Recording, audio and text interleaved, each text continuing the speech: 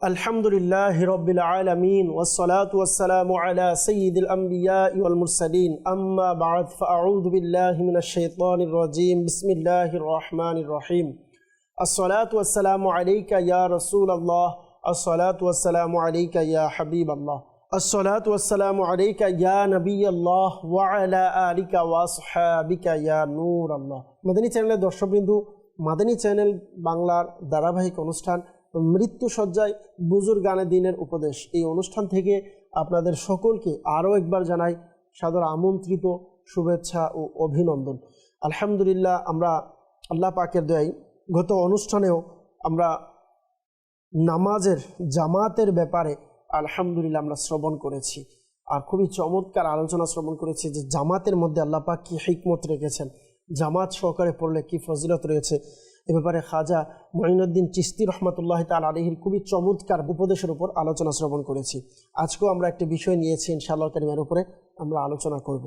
আর আজ আমরা যেই মহান হস্তি, যেই মহান ওলিয়ে কামিল, মুর্শিদে কামিল, আমার আকা আলা হজরত ইমামে আহলে সুন্নাত মুজাদ্দিদে দ্বীন ও মিল্লাত ইমাম আহমদ রেজা খান রহমতুল্লাহ তাআলা আলাইহির খুবই চমৎকার একটি বাণী, এবং এই বাণীর উপরে আজকে আমরা ইনশাআল্লাহ কারীম এই উপদেশের উপরে আমরা আলোচনা শ্রবণ করব। আসুন শুরুতে একটি দুরূদ শরীফের ফজিলত আমরা শ্রবণ করি।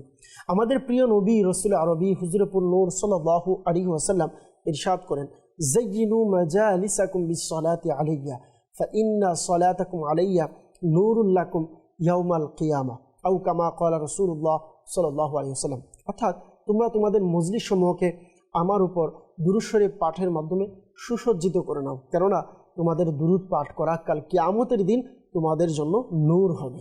সুবহানাল্লাহ। মাদানী চ্যানেলের দর্শকবৃন্দ, আসুন আমরা নিয়ত করি ইনশাআল্লাহ কারীম আমরা আমাদের বৈঠকগুলোতে, আমাদের মজলিসগুলোতে, আমাদের ইজতিমাগুলোতে, আমাদের মিটিংগুলোতে আমরা দুরূদ শরীফের পাঠের মাধ্যমেই এই ইজতিমাকে সুসজ্জিত করে নেব ইনশাআল্লাহ। আসুন সকলে একবার মহাব্বতে দুরূদ শরীফ পড়ে নিই। সাল্লু আলাল হাবিব সাল্লাল্লাহু তাআলা আলা মুহাম্মদ সাল্লাল্লাহু তাআলা আলাইহি ওয়াসাল্লাম। আজ আমরা আলা হজরত ইমামে আহলে সুন্নাত মুজাদ্দিদি দ্বীন ও মিল্লাত রহমতুল্লাহ তাআলা আলাইহির খুবই চমৎকার একটি বাণীর উপর আমরা আলোচনা শ্রবণ করব। আলা হজরত রহমতুল্লাহ তাআলা আলাইহি ফতোয়া রজবিয়ার মধ্যে খুবই চমৎকারভাবে বলেন, জামাতের নামাজ ওয়াজিবের নিকটবর্তী, বিনা কারণে জামাত ত্যাগ করা কবিরা গুনাহের দিকে ধাবিত করে। মুমিনের উচিত আজান শুনেই সব কাজ ছেড়ে দিয়ে মসজিদের দিকে ছুটে যাওয়া।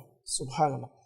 বলা হয় যেই ঘরের পুরুষরা জামাতে নামাজ পড়ে সেই ঘরে আল্লাহর নূর বর্ষিত হয়।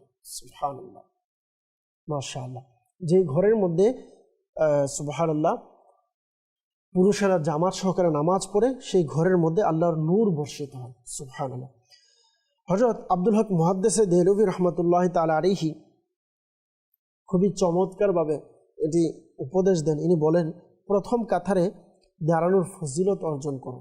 রাসূলুল্লাহ সাল্লাল্লাহু আলাইহি সাল্লাম প্রথম কাতারের জন্য 3 বার দোয়া করেছেন। এই মর্যাদা বুঝে নাও। সুবহানাল্লাহ। যে হুজুর সাল্লাল্লাহু আলাইহি সাল্লাম প্রথম কাতারের ব্যাপারে 3 বার দোয়া করেছেন। তো আমাদের এর থেকেই বোঝা উচিত যে আল্লাহ পাক রব্বুল আলামিন আমাদের কত গুরুত্ব দিয়েছেন জামাতের ব্যাপারে। আল্লাহ রাসূল সাল্লাল্লাহু আলাইহি ওয়াসাল্লাম যেন আমরা জামাত সহকারে আদায় করি, জামাতে যাই, এটার ব্যাপারে কত গুরুত্ব দিয়েছেন। আল্লাহ পাক রব্বুল আলামিন আমাদের সকলকে আমল করার তৌফিক দান করুক। সাল্লু আলাল হাবিব সাল্লাল্লাহু তাআলা আলা মুহাম্মদ সাল্লাল্লাহু তাআলা আলাইহি ওয়াসাল্লাম। মাদানী চ্যানেলের দর্শকবৃন্দ, আসুন সেগমেন্ট সময় হয়েছে, আমরা কোরআনের পাকের মাধ্যমে আজকের বিষয় সম্পর্কে জানবো। আল্লাহ পাক কোরআনুল কারীমের মধ্যে এই বিষয় সম্পর্কে কি বলেছেন, নামাজের বিষয়ে, জামাতের বিষয়ে। আল্লাহ পাক সূরা বাকারা এর 153 নং আয়াতে মুবারকের মধ্যে ইরশাদ করেন, অর্থাৎ হে ঈমানদারগণ, ধৈর্য ও নামাজের মাধ্যমে সাহায্য প্রার্থনা করো, নিশ্চয়ই আল্লাহ ধৈর্যশীলদের সাথে আছেন। সুবহানাল্লাহ।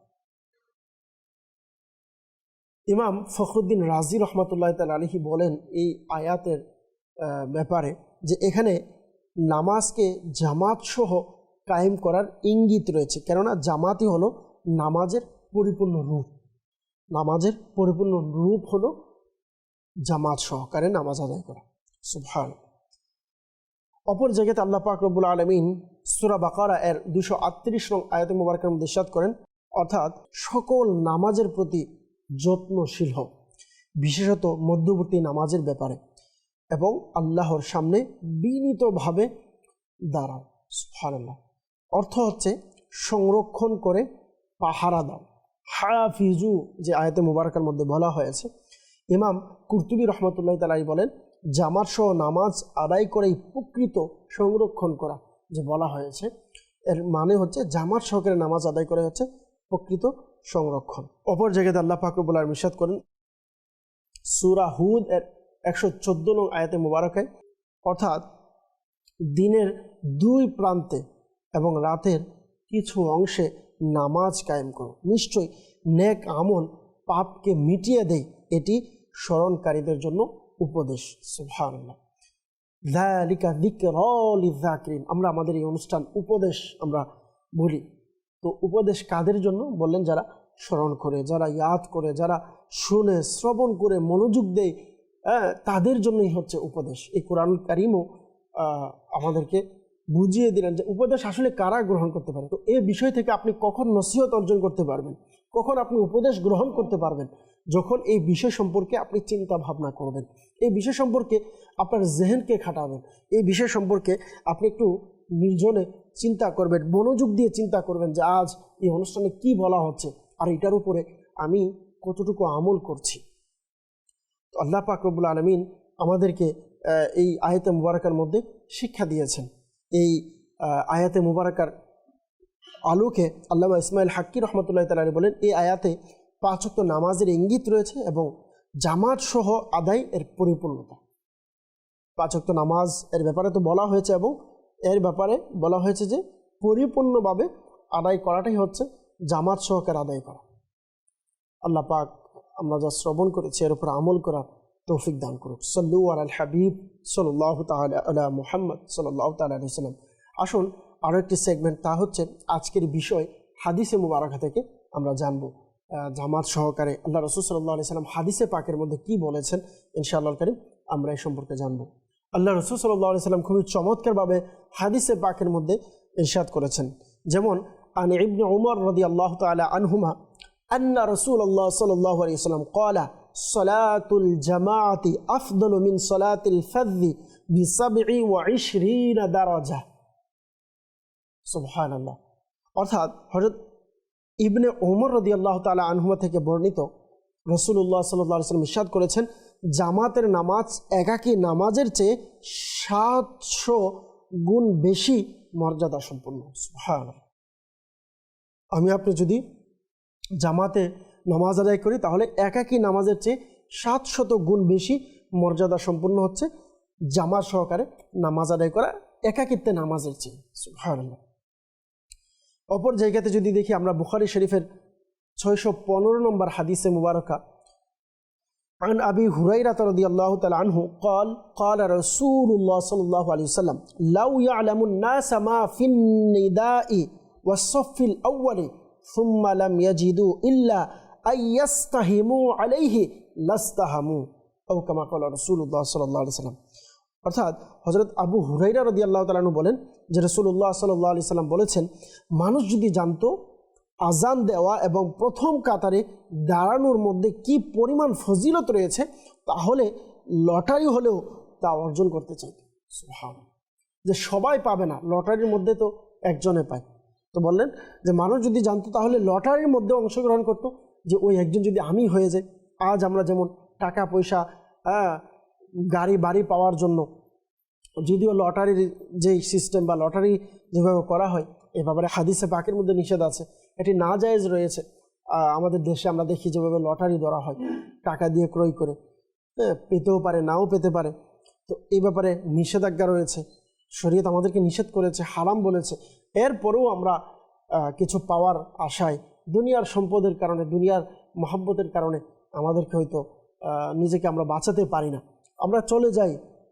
প্রায় সময় নিজের লস হচ্ছে, আমি জানি 1000-এর মধ্যে যে কোনো একজনকে দেওয়া হবে, তো আমরা বাকি 999 জন পাবে না ওইটার দিকে আমাদের খেয়াল থাকে না।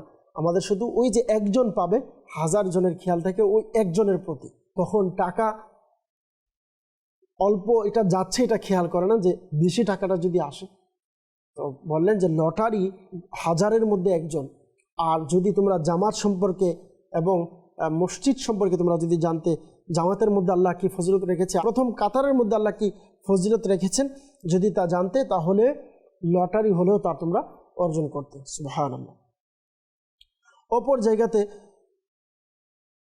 আল্লাহ রাসূল সাল্লাল্লাহু আলাইহি ওয়াসাল্লাম যারা জামাতকে তরক করে তাদের ব্যাপারে বুখারী শরীফের 644 নম্বর হাদিসে মুবারকের মধ্যে বলেন, আসুন আমরা শ্রবণ করি। আল্লাহ রাসূল সাল্লাল্লাহু আলাইহি ওয়াসাল্লাম বুখারী শরীফের মধ্যে ইরশাদ করেন, সেই সত্তার কসম যার হাতে আমার প্রাণ, আমার ইচ্ছা হয় যে কাঠ সংগ্রহ করি এবং তারপর নামাজের আজান দিই, তারপর কাউকে ইমামতি করতে বলি, আর আমি নিজে সেসব লোকদের কাছে গিয়ে তাদের ঘর আগুন লাগিয়ে দেই যারা জামাতে আসেনি। আল্লাহু আকবার। কত জামাতের তরফকারীর ব্যাপারে কত ভয়ঙ্কর কথা আল্লাহ রাসূল সাল্লাল্লাহু আলাইহি ওয়াসাল্লাম বললেন যে আমার নিজের ইচ্ছা হয় যে তাদের ঘরে গিয়ে আগুন লাগিয়ে দেই। জামাতে যারা আসেনি, যারা নামাজ পড়ে না তাদের কথা বলা নেই, তারা তো অনেক পড়ে, যারা জামাতে আসে নাই তাদের ঘরকে আগুন লাগিয়ে দেওয়ার কথা বলেছে। তাহলে যারা নামাজ পড়ে না তাদের কি অবস্থা হবে? তাদের প্রতি আমার রসুল কিভাবে খুশি হতে পারে? আজকে আমরা আশিকে রসুল নিজেকে দাবি করি, আমার রসুলের গুলাম নিজেকে দাবি করি, কিন্তু নামাজ আমি পড়তে পারি না, 5 ওয়াক্ত নামাজ আমার মধ্যে আমি অভ্যস্ত করতে পারছি না। তাহলে আমি কিভাবে আমি নিজেকে নবীর গুলাম দাবি করি? কিভাবে নিজেকে আশিকে রসুল দাবি করি? প্রকৃতপক্ষে আশিকে রসুল তো এরকম হতে পারে না। আল্লাহ পাক আমাদেরকে সঠিক বুঝ দান করুক। সল্লু আলাল হাবিব সাল্লাল্লাহু তাআলা আলা মুহাম্মদ সাল্লাল্লাহু তাআলা আলাইহি ওয়াসাল্লাম। বুখারী শরীফের 660 নম্বর হাদিসে মুবারাকা, আন আবি হুরায়রা রাদিয়াল্লাহু তাআলা আনহু আনিন নবী সাল্লাল্লাহু আলাইহি ওয়াসাল্লাম قال সাবআতুন ইউযিল্লুহুমুল্লাহু ফি যিল্লিহি ইয়াওমান লা যিল্লা ইল্লা যিল্লুহু ওয়া রাজুলুন কলবুহু মুআল্লিকুন ফিল মাসাজিদ। অর্থাৎ 7 শ্রেণীর মানুষকে আল্লাহ তাআলা সেই দিন তার আরশের ছায়া দিবেন যেদিন অন্য কোনো ছায়া থাকবে না। তাদের মধ্যে সেই ব্যক্তিও আছেন যার অন্তর মসজিদের সাথে ঝুলে থাকে। সুবহানাল্লাহ। যার অন্তর মসজিদের সাথে ঝুলে থাকে তার কথা রাসূল সাল্লাল্লাহু আলাইহি ওয়াসাল্লাম বলেন। সুবহানাল্লাহ। অপর হাদিসে মুবারকের মধ্যে রয়েছে হযরত আনাস রাদিয়াল্লাহু তাআলা আনহু থেকে বর্ণিত, যে ব্যক্তি 40 দিন তাকবীরে উলা সহ জামাত সহকারে নামাজ পড়বে তার জন্য 2টি মুক্তির সনদ লেখা হয়। একটা হচ্ছে জাহান্নাম থেকে মুক্তি, দ্বিতীয় হচ্ছে নিফাক থেকে মুক্তি। সুবহানাল্লাহ। মদিনী চ্যানেলের দর্শকবৃন্দ, এই যে আমরা হাদিসে মুবারকা শ্রবণ করলাম, যারা জামাত সহকারে নামাজ পড়বে, প্রথম কাতারে নামাজ পড়বে, তাকবীরে উলার সাথে যারা নামাজ পড়বে, তাদের কত ফজিলত, কত বরকত রয়েছে। আমরা কেন এর প্রতি অমনোযোগী হব, উদাসীন হব? আসুন না আমরা নিজেকে আল্লাহ পাকের সন্তুষ্টির জন্য মসজিদের দিকে ঝুঁকাই। আল্লাহ পাক আমাদের সকলকে জামাত সহকারে নামাজ আদায় করার তৌফিক দান করুক। আমিন। সল্লু আলাল হাবিব সাল্লাল্লাহু তাআলা আলা মুহাম্মদ সাল্লাল্লাহু তাআলা আলাইহি ওয়াসাল্লাম। অপর হাদিসে মুবারকে হযরত আবু হুরায়রা রাদিয়াল্লাহু তাআলা আনহু বর্ণনা করেন যে আল্লাহ রাসূল সাল্লাল্লাহু আলাইহি ওয়াসাল্লাম ইরশাদ করেন, যখন বান্দা নামাজের জন্য দাঁড়িয়ে যায় তখন সে আল্লাহ পাকের দরবারে উপস্থিত হয়ে থাকে, আর যখন সে এদিক সেদিক তাকায় তখন আল্লাহ পাক ইরশাদ করে, তুমি কোন দিকে দেখছো? আমার চেয়ে উত্তম দিকে কি দেখছো? হে আদম সন্তান, আমার দিকে মনোযোগী হয়ে যাও, আমি তার চেয়ে উত্তম, যার দিকে তুমি দেখছো, যার দিকে তোমার মনোযোগ রয়েছে। আল্লাহু আকবার। আসুন একজন নেককার আল্লাহর ওয়ালিয়া এর আলোচনা আমরা শ্রবণ করি। কাশফুল মাহজুব এর 355 নম্বর পৃষ্ঠার মধ্যে রয়েছে। হযরত আব্দুল্লাহ বিন মুবারক রাহমাতুল্লাহি তাআলা আলাইহি বলেন, আমি বাল্যকাল থেকে দেখেছি এমন একজন ইবাদতকারী যার কথা আমার এখনো স্পষ্টভাবে মনে আছে। বলেন যে নামাজ অবস্থায় তাকে একটা বিচ্ছু, আমরা বিচ্ছু দেখে অনেক সময় ভয় পাই, বলেন যে আমি দেখলাম যে ওই মহিলা নামাজরত অবস্থায় একটি বিচ্ছু তাকে 40 বার কেটেছে, কিন্তু তার অবস্থায় একটুও পরিবর্তন হলো না। একবার দুবার নয়, 40 বার ওই বিচ্ছু তাকে দংশন করেছে, ওই বিচ্ছু তাকে কামড় দিয়েছে, কিন্তু এরপরও ওই বিচ্ছু তাকে কেটেছে। 40 বার কাটার পরেও তার কোনো পরিবর্তন হলো না। যখন সে নামাজ শেষ করলো তখন আমি বললাম, আম্মা, এই বিচ্ছুটি আপনি কেন সরালেন না? উত্তর দিলেন, পুত্র, তুমি এখনো শিশু। এটা কিভাবে উপযুক্ত ছিল যে আমি তো আমার রবের কাজে মশগুল ছিলাম, নিজের কাজ কিভাবে করতে পারি। আল্লাহু আকবার। বললেন যে আমি আমার নিজের কাজ কিভাবে করতে পারি, আমি তো আমার মাওলার কাজে মশগুল ছিলাম। সুবহানাল্লাহ, আল্লাহু আকবার। এই যে আমরা শুনলাম, এই নামাজ যেন আমাদেরকে সংশোধন করে, নামাজ যেন আমরা সেভাবে পড়তে পারি। আমরা হাদিসে মুবারকের মধ্যে শুনেছি আল্লাহ রাসূল সাল্লাল্লাহু আলাইহি সাল্লাম বলেছেন যে তোমরা এইভাবে নামাজ পড়ো যে তুমি আল্লাহকে দেখছো, আল্লাহ তোমাকে দেখছেন। যদি তুমি আল্লাহকে নাও দেখো, তোমার মনে এটা রেখো যে আমি আমার মাওলাকে না দেখলেও আমার আল্লাহ আমাকে দেখছেন। সত্যি মদিনী চ্যানেলের দর্শকবৃন্দ, এই চিন্তা যেদিন আমরা মনে ধারণ করে নামাজ পড়তে পারবো, ওই দিন থেকে নামাজের লুৎফ, নামাজের মজাই আমরা আলাদা পাবো। যদি আমরা এই চিন্তা করে নামাজ পড়তে পারি, আমরা অনেক সময় নামাজ পড়ছি বাস পড়েই যাচ্ছি, কিন্তু আসল যে লুৎফ, নামাজের যে মজা, নামাজের যে মিষ্টতা, নামাজের যে রুহানিয়ত আমরা কয়জন অর্জন করতে পেরেছি। আল্লাহ পাক আমাদের সকলকে আমল করার, সঠিকভাবে নামাজের প্রতি খেয়াল রাখার, জামাতের দিকে খেয়াল রাখার তৌফিক দান করুক। আমিন। সল্লু আলাল হাবিব সাল্লাল্লাহু তাআলা আলা মুহাম্মদ সাল্লাল্লাহু তাআলা আলাইহি ওয়াসাল্লাম। হযরত মুফতি আহমদ ইয়ার খান নঈমী রাহমাতুল্লাহি তাআলা আলাইহি বলেন যে কোরআন কারীমের যে আয়াতে মুবারাকা রয়েছে ওয়ারকাউ মা'আর রাকিঈন, রুকুকারীদের সাথে রুকু করো, এর অর্থ হলো জামাত সহকারে নামাজ পড়ো। কেননা জামাতে নামাজ আদায় করা একাকী নামাজ আদায় করার তুলনায় 27 গুণ উত্তম। সুবহানাল্লাহ, একাকীর থেকে 27 গুণ উত্তম হচ্ছে জামাতে নামাজ আদায় করা। মুসলমানদের দ্বিতীয় খলিফা হযরত উমর ফারুক আযম রাদিয়াল্লাহু তাআলা বলেন যে আমি রাসূল করিম সাল্লাল্লাহু আলাইহি সাল্লামকে বলতে শুনেছি যে আল্লাহ পাক জামাত সহকারে নামাজ আদায়কারীদের ভালোবাসেন। সুবহানাল্লাহ, আল্লাহ পাক নামাজ আদায়কারীদের, যারা জামাত সহকারে নামাজ পড়ে তাদেরকে আল্লাহ পাক ভালোবাসেন। সুবহানাল্লাহ। আসুন একজন জামাতের আশিক এক আলিমের একটি ঘটনা আমরা শ্রবণ করি। তারিখ বাগদাদ এই কিতাবের মধ্যে ঘটনাটি উল্লেখ করেছেন হযরত মুহাম্মদ বিন সামাআ রাহমাতুল্লাহি তাআলা আলাইহি। তিনি 103 বছর যাবত হায়াত পেয়েছেন। তিনি প্রতিদিন 200 রাকাত নফল নামাজ আদায় করতেন। সুবহানাল্লাহ। এমনভাবে জামাতের সাথে নামাজ আদায় করার স্পৃহা এমন ছিল যে তিনি বলেন লাগাতার 40 বছর পর্যন্ত আমার একবার ব্যতীত কখনোই তাকবীরে উলা ছুটেনি। সুবহানাল্লাহ, 40 বছরের মধ্যে একবার ব্যতীত আমার কখনোই তাকবীরে উলা ছুটেনি। তাকবীর উলা মানে প্রথম তাকবীর আমার ছুটেনি।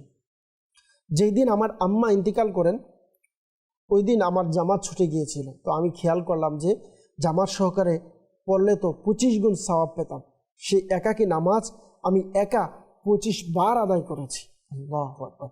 এরপর আমার একটু নিদ্রা আসলো, তো স্বপ্নে কেউ বলল 25 নামাজ তো তুমি পড়ে নিয়েছো, কিন্তু ফেরেশতাদের আমিন বলার কি করবে? আল্লাহু আকবার। সুবহানাল্লাহ। তো ইসলাম এই ঘটনার মধ্যে ফেরেশতাদের আমিন কথাটা এসেছে। জামাতে সূরা ফাতিহার পর নিচু আওয়াজে আমিন বলা হয়ে থাকে। আমরা আমিন বলি জামাতে ইমামের পিছনে। তো আমিনের অর্থ হলো কবুল করুন, আল্লাহ আপনি কবুল করুন।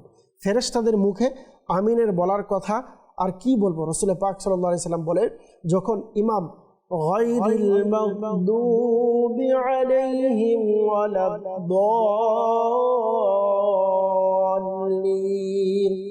এভাবে বলবে, তখন তোমরা আমিন বলো। যার আমিন বলাটা ফেরেশতাদের আমিন বলার সাথে মিলে যাবে, তার পূর্ববর্তী গুনাহ ক্ষমা করে দেওয়া হবে। সুবহানাল্লাহ। অর্থাৎ এইভাবে আমিন বলার কথা বলা হয়েছে। তো মাদানী চ্যানেলের দর্শকবৃন্দ, কত ফজিলত আল্লাহ পাক আমাদের জামাত সহকারে নামাজ আদায়ের মধ্যে রেখেছেন। আসুন আমরা নিয়ত করি ইনশাআল্লাহ কারীম। গত পর্বে আমরা জামাতের ব্যাপারে মাদানী ফুল শ্রবণ করেছি, আজকেও আমরা শ্রবণ করেছি। ইনশাআল্লাহ কারীম আমরা নামাজ তো পড়ব, অবশ্যই জামাত সহকারে মসজিদে আদায় করার চেষ্টা করব। আল্লাহ পাক আমরা যা শ্রবণ করেছি এর উপর আমল করার তৌফিক দান করুক। আগামী পর্বে আবারও আপনাদের সাথে দেখা হবে। যারা আজকের এই অনুষ্ঠান শুরু থেকে শেষ পর্যন্ত দেখেছেন, আমাদের সঙ্গে ছিলেন, আপনাদের সকলের শুকরিয়া আদায় করছি। আগামী অনুষ্ঠানে আবারও দেখা হবে। এই পর্যন্ত সকলে ভালো থাকুন, সুস্থ থাকুন, মাদানী চ্যানেল দেখতে থাকুন। সাল্লু আলাল হাবিব সাল্লাল্লাহু তাআলা আলা মুহাম্মদ সাল্লাল্লাহু তাআলা আলাইহি ওয়াসাল্লাম।